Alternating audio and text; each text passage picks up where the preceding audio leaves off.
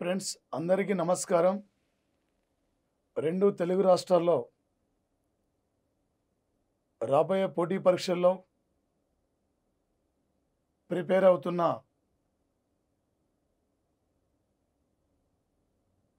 విద్యార్థులకు daily current affairs అందిస్తున్న Plato సంస్థ తరపున మీకు మరొకసారి ధన్యవాదాలు.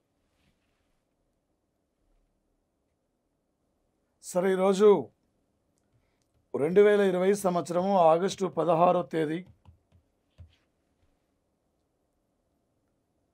ఒక విక్రమ్ సారాభాయ్, భారత అంతరిక్ష సంస్థ పితామహుడు విక్రమ్ సారాభాయ్ శత జయంతి ఉత్సవాలు జరుగుతున్న సందర్భంగా ఈరోజు మన చంద్రయాన్-2 ఈ చంద్రయాన్-2 చంద్రుని మీద 1.70 కిలోమీటర్ దూరంలో ఉన్న 1.70 కిలోమీటర్స్ అతి లోతైన ఒక అగ్ని పర్వతం బిలావాను గుర్తించింది.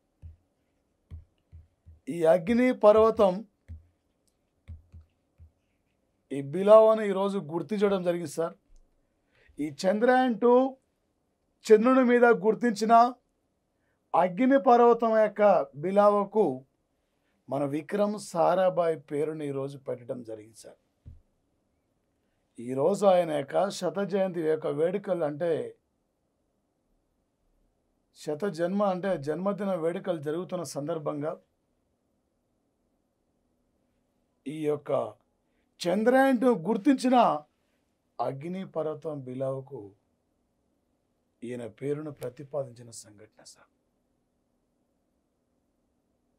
ఒక విక్రమ్ సారాభాయ్ భారత అంతరిక్ష సంస్థ పితామహుడు, అణుశక్తి సంస్థ పితామహుడు అంటే హోమీ బాబా జహాంగీర్, క్షిపణి పితామహుడు అంటే ఔల్ పకీర్ జైనులుద్దీన్ అబ్దుల్ కలాం సార్.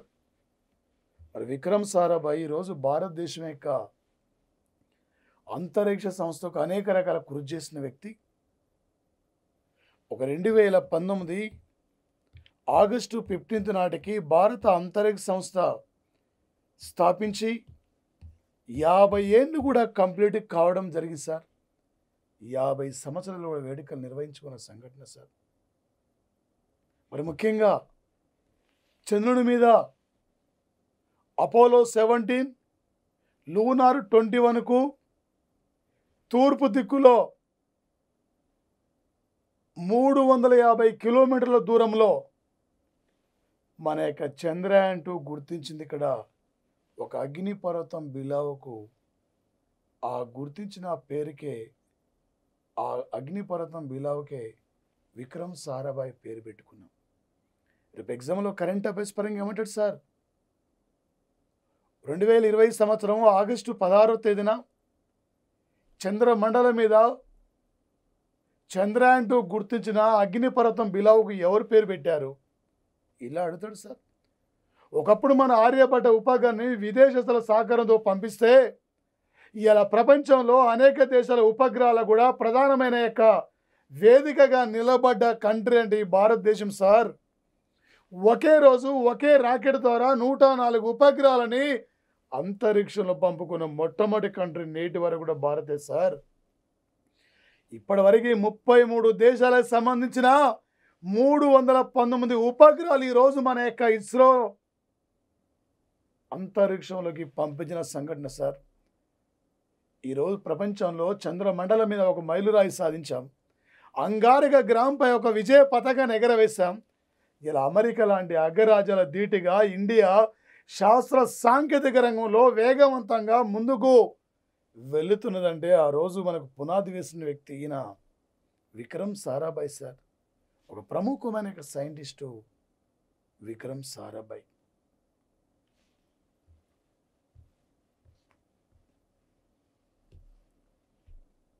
పదిహేనేండ్ల క్రితము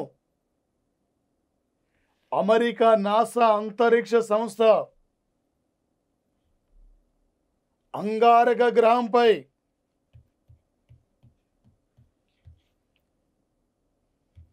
ఆపర్చునిటీ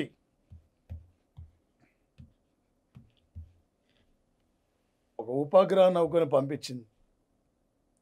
ఈ రోజు నాటికి ఉపగ్రహ నౌక 2020 ఆగస్టు 16 నాటికి సుమారు 68,000 పైగా ఫోటోలను పంపించింది.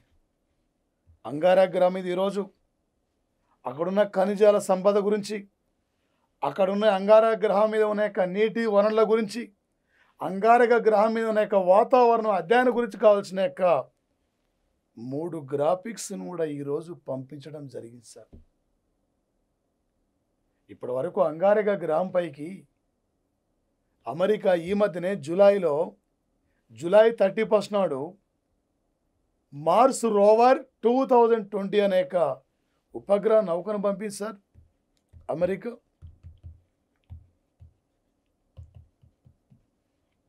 భారతదేశం గతంలో మార్స్ ఆర్బిటర్ల మంగళయాన్, ఇదే 2020 సంవత్సరంలో China Tianwen-1, United Arab Emirates వారు ఓప్ అనే ఉపగ్రహం పంపించుకున్నారు. రేపు 2023 నాటికి ఒక అంగారక గ్రహం మీదకి అమెరికా నాసా సెంటర్ ఒక యువతిని కూడా అంగారక గ్రహం మీద పంపబోతుంది. ఆ మూమెంట్లోనే అంగారక గ్రహం మీద ఉన్న యొక్క ఇన్ఫర్మేషన్ ముందుగానే చేరవేయాలనే యొక్క లక్ష్యంతో భవిష్యత్తులో అంగారక గ్రహం మీద మానవుడు జీవించడానికి ఇది అనుకూలమైన ప్రాంతమా కాదా, అసలు ఏంటి అని చెప్పి ఇక్కడ ఒక ఇన్ఫర్మేషన్ తెలుసుకోవడం కోసమే ఈరోజు అమెరికా నాసా సెంటర్ ప్రయత్నిస్తుంది. ఆ ప్రయత్నంలో భాగంగానే గతంలో అమెరికా క్యూరియాసిటీ రోవర్, గతంలో స్పిరిటు, గతంలో ఆపర్చునిటీ, ఈ ఆపర్చునిటీ ఈరోజు ఆగస్టు 16న కావాల్సిన నాసాకు అనేకమైన గ్రాఫిక్స్ కూడా ఈరోజు పంపిన యొక్క సంఘటన సార్. ఎగ్జాంపుల్ అంటాడు సార్, 2020 సంవత్సరం ఆగస్టు 16వ తేదీన ఏ దేశ ఉపగ్రహ నౌక అంగారక గ్రహం మీద వాతావరణ ఇన్ఫర్మేషన్, ఖనిజాల ఇన్ఫర్మేషన్ కావాల్సిన గ్రాఫిక్స్ను ఈరోజు పంపించింది. ఆపర్చునిటీ ఏ దేశము, స్పిరిట్ ఏ కంట్రీది, మార్స్ రోవర్ ఏ కంట్రీది, అదేవిధంగా క్యూరియాసిటీ రోవర్ ఏ కంట్రీది. 2020 సంవత్సరం ఓన్లీ జూలై మాసంలోనే జూలై 19th నాడు హోప్ ఇది యునైటెడ్ అరబ్ ఎమిరేట్స్ వారు, జూలై 23rd నాడు Tianwen-1 చైనాది, జూలై 31st నాడు మార్స్ రోవర్ 2020 అమెరికాది. ఎగ్జాంపుల్ ఏమంటాడు సార్, 2020 జూలైలో అంగారక గ్రహం పైకి 3 దేశాలు ఉపగ్రహాలు పంపుకున్నాయి. వాటితో సంబంధం లేనిది ఆ ఉపగ్రహాలు ఏ దేశాలకి సంబంధించినవి, ఈ టైపులో రేపు ఎగ్జామ్లో అడగబోతున్న బిట్టు ఉంటుంది సార్. ఈ లెవెల్లో మనకు బిట్టు అడుగుతాడు సార్. వచ్చేసి లేటెస్ట్ సైన్స్ అండ్ టెక్నాలజీ పరకం ఒక అటల్ బిహారీ వాజ్పేయి నేటికి జాతి ఎప్పుడు కూడా ఈ భారతవాణి యొక్క ప్రతి హృదయాల్లో చిరస్థాయిగా నిలిచిపోతున్న వ్యక్తి సార్ అటల్ బిహారీ వాజ్పేయి. ఒక 2020 సంవత్సరము ఆగస్టు 16వ తేదీన వాజ్పేయి మరణించి 2 ఏళ్ళు కూడా కంప్లీట్ కావడం జరిగింది సార్. ఈరోజు ఈయన యొక్క వర్ధంతి సందర్భంగా మధ్యప్రదేశ్ రాష్ట్ర ప్రభుత్వం మధ్యప్రదేశ్లో గ్వాలియర్ చంబల్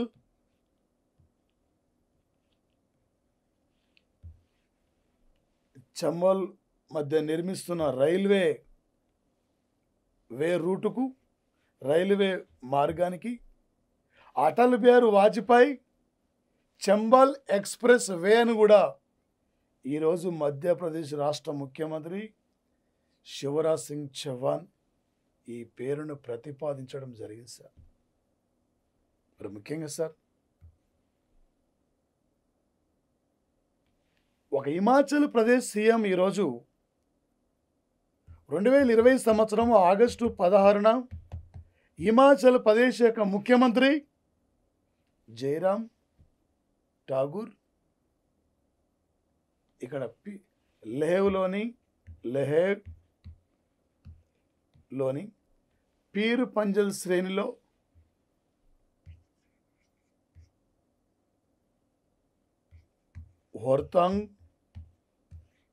వర్తాంగులో ఒక సముద్ర మట్టానికి 3000 మీటర్ల ఎత్తులో నిర్మిస్తున్న ఒక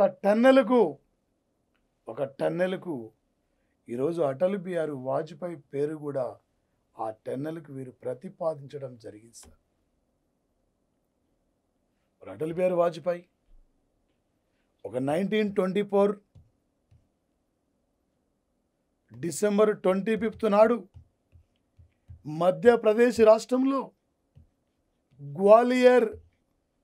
గ్వాలియర్లో జన్మించడం జరిగింది సార్. 1957లోనే లోక్సభ సభ్యుడిగా పోటీ చేసి ఓడిపోయారు సార్. ఆ తర్వాత లోక్సభ సభ్యుడిగా ఎన్నికయ్యారు సార్. 1977-79 ఆ మూమెంట్లో మొరార్జీ దేశాయ్ ఈ దేశానికి ప్రధానిగా ఉన్న సందర్భంలో మొరార్జీ దేశాయ్ ప్రధానిగా ఉన్నప్పుడు మొరార్జీ దేశాయ్ క్యాబినెట్లో విదేశాంగ మంత్రిగా బాధ్యతలు స్వీకరించిన వ్యక్తి సార్ అటల్ బిహారీ వాజ్పేయి. 1977లోనే ఐక్యరాజ్య సమితిలో సాధారణ సభలో భారత్ తరపున పాల్గొని హిందీలో మాట్లాడిన యొక్క మొట్టమొదటి భారత ప్రతినిధి సార్ ఇతను. ముఖ్యంగా సార్ ఒక దీన్ దయాల్ ప్రముఖమైన టీచర్ ఈయన మరణం తర్వాత జనసంఘ్ పార్టీకి అధ్యక్షుడిగా ఎన్నిక కావడం జరిగింది సార్. ఈరోజు ఇండియాలో బీజేపీ పార్టీ స్థాయిలో ఉందంటే అటల్ బిహారీ వాజ్పేయి, ఎల్కే అద్వానీ సార్. వాజ్పేయి 1996లో, 1997లో, 98లో, ఆ తర్వాత 1999 నుండి 2004 వరకు ఈ దేశానికి ప్రధానిగా సేవలు అందించారు. ఒక సందర్భంలో లోక్సభలో అవిశ్వాస పరీక్ష జరుగుతున్నప్పుడు ఒకే ఒక ఓటు తక్కువ ఉంది. ఆ ఓటు ఎవరంటే గిరిధర్ గమంగో ఈయన బయటికి వెళ్ళిపోయాడు ఓటేయకుండా పార్టీ నుంచి. ఆ మూమెంట్లో వాజ్పేయి తలుసుకుంటే అదే క్షణంలో 20 మందినైనా కొనుగోలు చేయొచ్చు, కానీ నాకు వద్దు అలాంటి ఓటు, నేను ఒక్క ఓటుతో ప్రధానమంత్రి పదవి కోల్పోయిన పేరున్నా పర్వాలేదు కానీ నాకు పదవి అవసరం లేదని చెప్పి అలాంటి లాలూచి రాజకీయాలకు పాల్పడకుండా ఈ దేశంలో ఒక మంచి ప్రధానిగా పేరుగా ఇప్పటికీ పిలువబడుతున్న సార్. ఈ దేశానికి పదవ ప్రధానిగా పనిచేసిన వ్యక్తి సార్. ఇతను ప్రధానిగా ఉన్నప్పుడే బుద్ధుడు నవ్వాడనే పేరుతో రెండోసారి 1998 మే 11 నాడు రాజస్థాన్లో పోఖ్రాన్లో ఇక్కడ అణు పరీక్షలు నిర్వహించాం సార్. మే 11ను వాజ్పేయి ప్రభుత్వము నేషన్ టెక్నాలజీ డేగా ఫైండ్ అవుట్ చేయడం జరిగింది సార్. బీజే ఇక్కడ 2014 నుండి డిసెంబర్ 25 వాజ్పేయి జన్మదినాన్ని జాతీయ సుపరిపాలన రోజుగా కేంద్ర ప్రభుత్వం గుర్తించింది సార్. భారత ప్రభుత్వం ఇతనికి ఒక భారతరత్న అవార్డు ఇచ్చి కూడా సత్కరించడం జరిగింది సార్. మరి ముఖ్యంగా ఒక అటల్ బిహారీ వాజ్పేయి వర్ధంతి వేడుకలను యావత్ భారతదేశ వ్యాప్తంగా ఘనంగా నిర్వహించుకుంటున్న సంఘటన సార్ వచ్చేసి. ఎగ్జాంపుల్ ఏమంటాడు సార్, 2020 సంవత్సరం ఆగస్టు 16వ తేదీన వాజ్పేయి వర్ధంతి, రెండవ వర్ధంతి సందర్భంగా ఏ రాష్ట్రంలో ఒక నిర్మిస్తున్న యొక్క రైల్వే వేకు వాజ్పేయి పేరు పెట్టారు మధ్యప్రదేశ్. ఏ రాష్ట్రంలో ఒక టన్నెల్కు వాజ్పేయి పేరు పెట్టారు హిమాచల్ ప్రదేశ్. జిఎస్ పరిగెడితే వాజ్పేయి దేశానికి ఎన్నిసార్లు ప్రధానిగా పనిచేశారు? ఈ దేశానికి అతి ఎక్కువ కాలం పాటు ప్రధానిగా పనిచేసిన 5వ వ్యక్తి సార్ అటల్ బిహారీ వాజ్పేయి. మొన్నటి వరకు 4వ ప్లేస్లో ఉండే. ఇప్పుడు ఈయన యొక్క రికార్డును మరి మోడీ క్రాస్ చేయడం జరిగింది కాబట్టి మోడీ 4వ స్థానం సార్. మరి వాజ్పేయి ఒక 1924లో జన్మించే నాటికి అప్పటికి గాంధీజీ 1924లో కర్ణాటక రాష్ట్రంలో బేల్గాంలో జాతీయ కాంగ్రెస్ పార్టీకి ఒక అధ్యక్షుడిగా కొనసాగుతున్న వ్యక్తి సార్ గాంధీజీ. అప్పుడే వాజ్పేయి జన్మించిన సంఘటన సార్ దిస్ ఇయర్ 1924 అంటున్నాం. 24వ ఆర్టికల్ ఉంది, బాల కార్మికులకు సంబంధించింది. 19th ఆర్టికల్ ఉంది, పత్రిక స్వేచ్ఛకు సంబంధించింది. ఇండియా పాల ఉత్పత్తుల ఫస్ట్ ఉంది. 9 పిన్ కోడ్ జోన్లు ఉన్నాయి. ఇక్కడ పాపులేషన్లో 2nd ప్లేస్ ఉంది. బ్లాక్ మనీలో 4th ప్లేస్ ఉంది. 92వ రాజ్యాంగ సవరణ ఉంది. ఇది సార్ జిఎస్ పరంగా, కరెంట్ అఫైర్స్ పరంగా, ఒక లేటెస్ట్ కరెంట్ అఫైర్స్ పరంగా ఈ విధంగా మనకు అవగాహన ఉంటే ఏ టైపులో ఇచ్చిన బిట్ ఈజీగా మనం క్యాచ్ చేయగలుగుతాం సార్. ఈ ప్రపంచంలో ఒక 2020 సంవత్సరం ఆగస్టు 16వ తేదీన కేంద్ర వ్యవసాయ శాఖ మంత్రి నరేంద్ర సింగ్ తోమర్ ఈ ప్రపంచంలోనే ఒక సేంద్రియ వ్యవసాయ అభివృద్ధిలో మొదటి స్థానంలో ఉన్న కంట్రీ అంటే భారతదేశం సార్ వచ్చేసి ఇండియా సార్. ఒక సేంద్రియ వ్యవసాయ పద్ధతిదారు ఈరోజు భారత్ ముందుకు వెళ్తున్న యొక్క సంఘటన సార్. ఈ దేశంలో ఒక ప్రపంచంలోనే సేంద్రియ వ్యవసాయంలో నెంబర్ 1 స్థానం ఉన్న యొక్క రాష్ట్రం, పూర్తిగా సేంద్రియ వ్యవసాయ రంగంలో ఫస్ట్ ప్లేస్ ఉన్న స్టేట్ సిక్కిం సార్.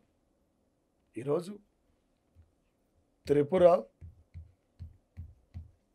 ఉత్తరాఖండ్ లాంటి రాష్ట్రాలు కూడా అలా సేంద్రియ వ్యవసాయ రంగంలో అభివృద్ధిలో ముందుకు వస్తున్నాయి సార్.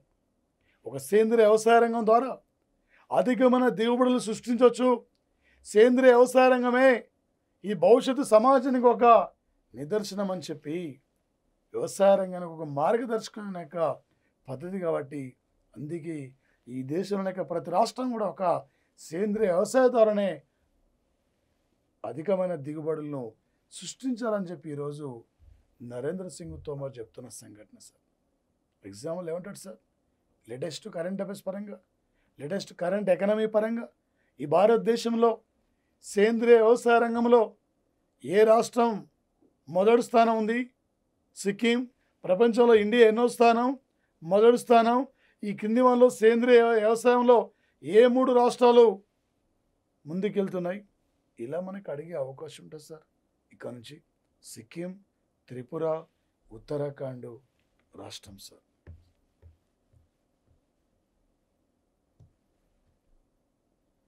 వైష్ణవదేవి ఆలయం సార్ ఒక 2020 సంవత్సరము మార్చి 18వ తేదీ నాడు కరోనా వైరస్ వల్ల మూసివేయబడిన యొక్క వైష్ణవదేవి ఆలయం ఈరోజు 2020 ఆగస్టు 16వ తేదీన కొన్ని నెలల తర్వాత వచ్చేసి యొక్క వైష్ణవదేవి ఆలయాన్ని మళ్ళీ గదులు కూడా వైష్ణవదేవి ఆలయాన్ని కూడా ప్రారంభించారు సార్. ఒక హిందువులకు ప్రసిద్ధిగాంచిన యొక్క టెంపుల్ సార్ ఇది. మనకు ఒక జమ్మూ కాశ్మీర్లో ఉన్న యొక్క టెంపుల్స్ అనేది వైష్ణవి దేవాలయం. ఎవ్రీ ఇయర్ కూడా లక్షలాది మంది భక్తులు కూడా ఈ ప్రాంతానికి వెళ్తుంటారు సార్. ఈ మధ్య ఒక జిఎస్లో అడిగిన బిట్ సార్, భారతదేశంలో ప్రసిద్ధిగాంచిన యొక్క వైష్ణవ దేవి ఆలయం ఎక్కడ ఉంది? ఈ టైపులో గతంలో అడిగిన బిట్ సార్ ఇది. దాదాపు కొన్ని నెలల తర్వాత మళ్ళీ ఈరోజు ప్రారంభమైన టెంపుల్ అంటే వైష్ణవదేవి ఆలయం సార్. చివరికి కరోనా టెంపుల్స్ పై కూడా తన యొక్క ప్రభావాన్ని చూపిన యొక్క సంఘటన సార్ వచ్చేసి.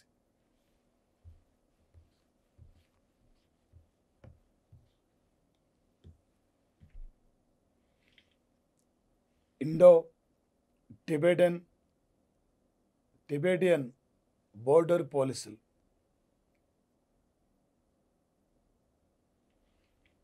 2020 సంవత్సరము ఆగస్టు 15 నుండి అక్టోబర్ 2వ తేదీ వరకు fit India, not quit, fit India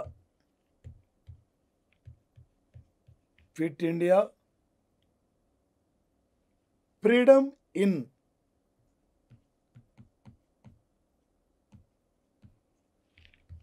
in run కార్యక్రమాన్ని వీళ్ళు ప్రారంభించడం జరిగింది సార్. ఒక fit India freedom in run కార్యక్రమాన్ని సామాజిక మార్గమధ్యం అంటే మార్గాల ద్వారా వివిధ ప్రజలకు చేరవేయడంలో మనం ఎలా ముందుకెళ్ళాలి, ఏంటి మన యొక్క లక్ష్యం ఏంటని చెప్పి ఈరోజు ఈ యొక్క ఇండో టిబెటియన్ బోర్డర్ పోలీసులు కూడా ఒక వినూత్నమైన సామాజిక కార్యక్రమాలను నిర్వహిస్తూ ఒక ప్రజలను ఆకట్టుకుంటూ ఈ కరోనా లాంటి వైరస్ వల్ల ప్రజలు ఏ విధంగా చైతన్యవంతంగా ముందుకెళ్ళాలని చెప్పి ఈరోజు ఈ యొక్క కార్యక్రమం కూడా ప్రారంభించిన సంఘటన సార్. వీళ్ళు ఆగస్టు 15 నాడు రేపు ఎగ్జామ్లు అడుగుతారు సార్. 2020 సంవత్సరం ఆగస్టు 15 నుండి అక్టోబర్ 2వ తేదీ వరకు గాంధీజీ జన్మదినం నాడు వరకు ఏ సంస్థ ఫిట్ ఇండియా ఫ్రీడమ్ ఇన్ యొక్క రన్ కార్యక్రమం నిర్వహించింది? సిఆర్పిఎఫ్, ఆర్పిఎఫ్, డిఆర్ఎఫ్, ఆర్మీనా, లేకుంటే ఇండో టిబెటియన్ బోర్డర్ పోలీస్ వ్యవస్థ? ఈ టైప్లో ఎగ్జామ్లో అడగబోతున్న యొక్క బిట్లుంటాయి సార్. ఈ విధంగా అడుగుతాడు మనకు ఈరోజు కరెంట్ అఫైర్స్ పరంగా.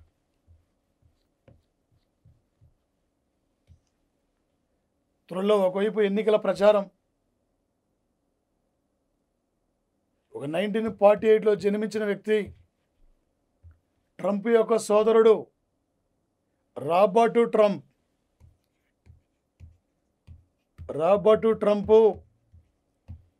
2020 ఆగస్టు 16వ తేదీన అమెరికా దేశంలో న్యూ జెర్సీ రాష్ట్రంలో మరణించిన సంఘటన సార్. ఇతను 2016 నవంబర్లో అమెరికా అధ్యక్ష ఎన్నికల్లో ట్రంప్కు సపోర్టుగా నిలబడి అనేకమైన ప్రచార మీటింగ్లో పాల్గొన్న వ్యక్తి యొక్క రాబర్ట్ ట్రంప్ త్వరలో 2020 నవంబర్ 3వ తేదీన అమెరికా అధ్యక్ష ఎన్నికలు జరగబోతున్న తరుణంలోనే ఈరోజు ట్రంప్ యొక్క సోదరుడు కూడా మరణించిన యొక్క సంఘటన సార్. అనారోగ్యం కారణం వలన.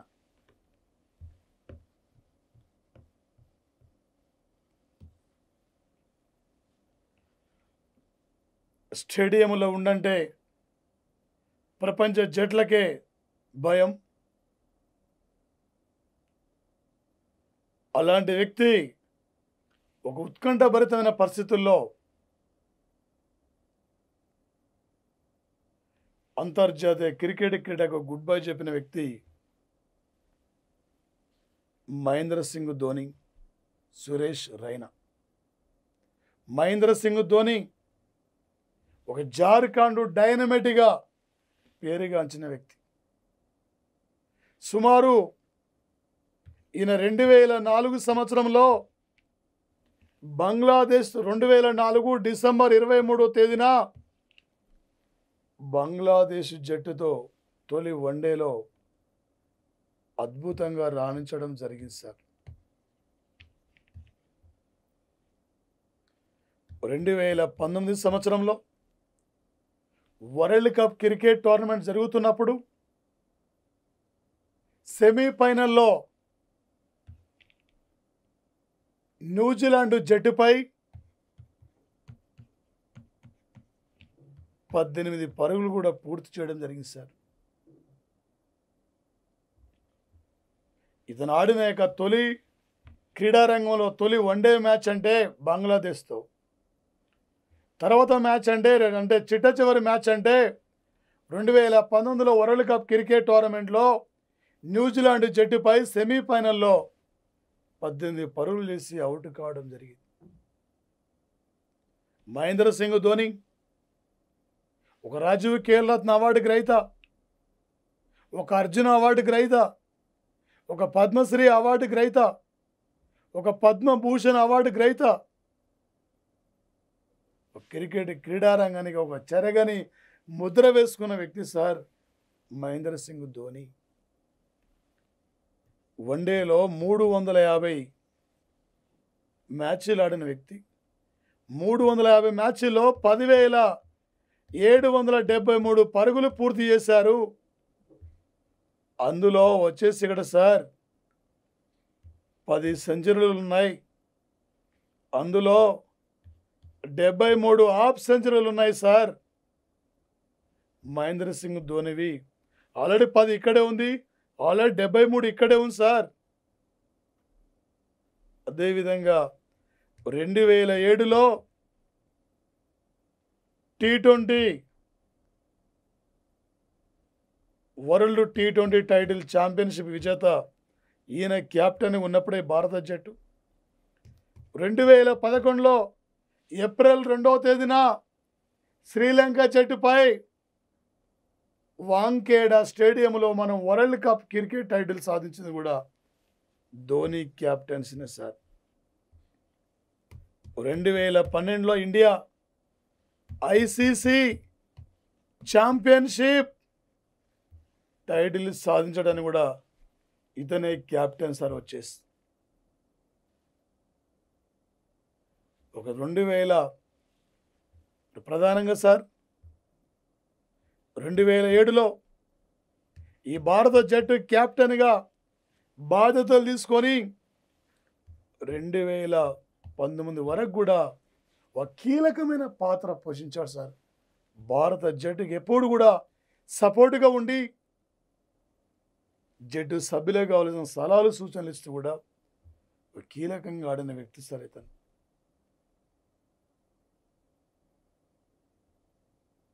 యావత్ అభిమానులు మొత్తం కూడా బాధలో ఉన్న సంఘటన సార్.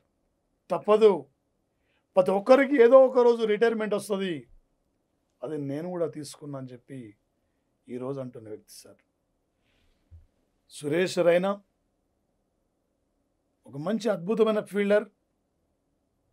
2005లో భారత క్రికెట్ జట్టులో ఎంట్రీ ఇచ్చి 2019 వరకు కూడా ఆడిన వ్యక్తి సార్ సురేష్ రైనా. ఒక అర్జున్ అవార్డు గ్రహీత, ఒక పద్మశ్రీ అవార్డు గ్రహీత. ఒకే రోజు ఇద్దరు క్రీడాకారులు కూడా క్రికెట్ జట్టుకు వీలుకోడు పలకడం అంటే ఇదే సార్ వచ్చేసి. ఇక్కడ లేటెస్ట్ కరెంట్ అఫైర్స్ పరంగా అడుగుతాడు సార్.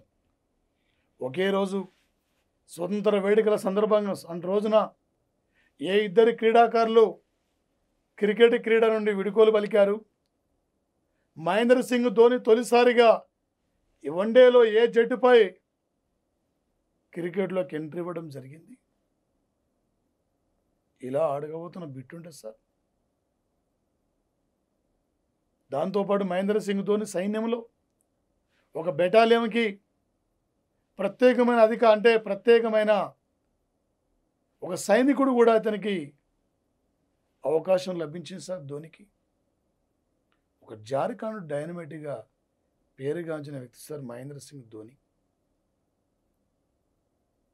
మరి ముఖ్యంగా సార్ మొన్నటి వరకు కరోనా పీడిత కంట్రీగా ప్రకటించుకున్న న్యూజిలాండ్ మళ్ళీ అక్కడ కరోనా కేసులు నమోదవుతున్న సంఘటన సార్. దాంతోపాటు ఈ దేశంలో ఒక ఎలిఫెంట్ సంరక్షణ కేంద్రం 19 1992లో స్టార్ట్ అయితే ఒక పులుల సంరక్షణ కేంద్రం 1973లో స్టార్ట్ అయితే పులిని జాతీయ జంతువు గుర్తించింది 1972లో. సంరక్షణ కేంద్రం ఏర్పడింది 1973లో. నరేంద్ర మోడీ స్వతంత్ర వేడుకల సందర్భంగా ఒక పిలుపుని కూడా ఇవ్వడం జరిగింది సార్. ఆసియా సింహాలు ఆగస్టు 10వ తేదీ అంతర్జాతీయ లయన్స్ రోజు, ఆసియా సింహాల రోజుగా. ఆసియా సింహాలు ఆసియా సింహాలకు ప్రసిద్ధిగాంచిన ప్రాంతం గుజరాత్లో గిర్ నేషనల్ పార్క్. ఆసియా సింహాల యొక్క అంతరించిపోతున్న యొక్క సింహాలను కాపాడాలని చెప్పి ఒక ప్రత్యేక సంరక్షణ కేంద్రం, దానితో పాటు విపరీతమైన యొక్క పొల్యూషన్ వల్ల, కాలుష్యం వల్ల ఒక గంగా నది యొక్క తీర ప్రాంతంలో డాల్ఫిన్స్ అంతరించిపోతున్నాయి. అంతరించిపోతున్న యొక్క గంగా డాల్ఫిన్ను కాపాడాలనే లక్ష్యంతోనే ఒక ప్రత్యేక సంరక్షణ కేంద్రాలు ఏర్పాటు చేస్తున్నట్లు కూడా ప్రధానమంత్రి ప్రకటించారు. భారత ప్రభుత్వం 2009లో డాల్ఫిన్ను ఒక జాతీయ జలచరంగా ఫైండ్ అవుట్ చేయడం జరిగింది సార్. మొన్నటి వరకు మనం ఏందో తెలుసు, అయినా కూడా భారత్ని విమర్శించి తర్వాత తన తప్పుని తను తెలుసుకున్నాక మలేషియా యొక్క తీర ప్రాంతంలో చమురు ట్యాంకర్ లీక్ కావడం వల్ల పర్యావరణ రంగాన్ని ముప్పు కలుగుతుంది అక్కడ. అలాంటి పరిస్థితుల్లో భారత ప్రభుత్వం ఈరోజు 2020 ఆగస్టు 16వ తేదీన 30 టన్నులు, అంటే 30 టన్నుల మెట్రిక్ వైద్య సామాగ్రిని, పర్యావరణ సామాగ్రిని ఈరోజు యుద్ధ నౌక ద్వారా మలేషియా దేశానికి భారత్ పంపించిన సంఘటన సార్. ఒక 2020 సంవత్సరం ఆగస్టు 16వ తేదీన ఒక పర్యావరణ ముప్పు ఎదుర్కొంటున్న మలేషియా కంట్రీకి భారతదేశం ఎన్ని మెట్రిక్ టన్నుల యొక్క వైద్య సామాగ్రిని, ఎన్ని మెట్రిక్ టన్నుల యొక్క పర్యావరణ సామాగ్రిని పంపించిందంటే 30 టన్నుల యొక్క మెట్రిక్ టన్నుల యొక్క వైద్య పర్యావరణ పరికరాలు కూడా పంపించాం. మేము అండగా ఉంటామని ప్రకటించాం. అదేవిధంగా కరోనా వైరస్ వల్ల బాధపడుతున్న, ఇబ్బందులు ఉన్న మలేషియాను ఆదుకోవడానికి ఆపరేషన్ సాగర్ పేరుతో మలేషియాకు కావాల్సిన మెడిసిన్ కూడా ఈరోజు భారత్ అందించిన సంఘటన సార్. రేపు ఎగ్జామ్లు అడుగుతాడు సార్. 2020 ఆగస్టు 16వ తేదీన ఆపరేషన్ సాగర్ పేరుతో ఏ దేశానికి కావాల్సిన మెడిసిన్ అందించింది? ఏ దేశం పర్యావరణ ముప్పు జరుగుతున్నప్పుడు భారతదేశం 30 మెట్రిక్ టన్నుల యొక్క ఆహార పర్యావరణ సామాగ్రిని పంపించింది. ఇలా రేపు మనకు అడగబోతున్న బిట్టుండే sir. Okay, thank you sir. Daily current అఫైర్స్ను, ఈ ప్లాటో డైలీ కరెంట్ అఫైర్స్ను మీ ఫ్రెండ్స్ అందరూ కూడా షేర్ చేయండి, సబ్స్క్రైబ్ చేసుకోండి. ఎందుకంటే పోటీ ప్రపంచంలో ఒక కరెంట్ అఫైర్స్ కీలకమైన యొక్క పాత్ర పోస్తే కనుక 1 అవర్ 2 అవర్ రోజు ఎవ్రీడే కేటాయించి. ఎందుకంటే బిట్ ఏ టైపులో కూడా అడగొచ్చు సార్. ఇక్కడ కరెంట్ అఫైర్స్ కంటే ఒక పరిమితమైనది లేదు సార్. ఇక్కడ ఏ విధంగా కూడా అడిగినా కూడా ఈజీగా ఈ క్లాసుల నుండి 50 నుండి 60 మార్కులుగా క్యాచ్ చేయగలుగుతారు సార్. కాబట్టి మీ అందరూ కూడా మీ ఫ్రెండ్స్కి ఇంకా షేర్ చేయండి, చెప్పండి. Okay, thank you friends, thank you, all the best. Thank you.